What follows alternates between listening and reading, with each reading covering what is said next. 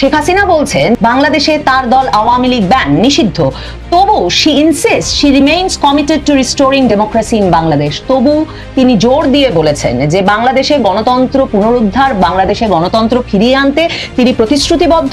শেখ হাসিনা বীরের বেশে আসবে ফিরে বাংলাদেশে। শেখ হাসিনা বয়ে নাই রাজপথ ছাড়ি নাই, ইউনুস তুই তওবা কর শেখ হাসিনার পায়ে দৌড়। ভাই রে ভাই, এবার এমন প্রতিবাদী কণ্ঠে ময়মনসিংহে এবার ডক্টর ইউনুসের কুশপুত্তলিকা পুড়িয়ে বিশাল বিক্ষোভ মিছিল করেছে নিষিদ্ধ আওয়ামী লীগ ও ছাত্রলীগের নেতা কর্মীরা।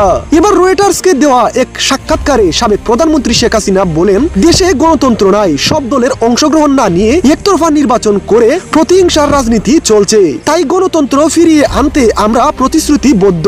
ভাই রে ভাই, শেখ হাসিনার এমন সাক্ষাৎকারে ডক্টর ইউনুস সহ রাজনৈতিক অঙ্গনে বাড়ছে উদ্বেগ উৎকণ্ঠা। এরই মধ্যে নির্বাচনকে সামনে রেখে ময়মনসিংহে আওয়ামী লীগ ও ছাত্রলীগের তৎপরতা বেশ চোখে পড়ার মতো। এবার ময়মনসিংহে শেখ হাসিনা আসবে, বাংলাদেশ আসবে এমন স্লোগানে ইউনুসের কুশপুত্তলিকা পুড়িয়ে ময়মনসিংহে বিশাল বিক্ষোভ মিছিল করে আবারও দুঃসাহস দেখালো আওয়ামী লীগ ও ছাত্রলীগের নেতা কর্মীরা। এবার হয় এসপার নয় ওসপার।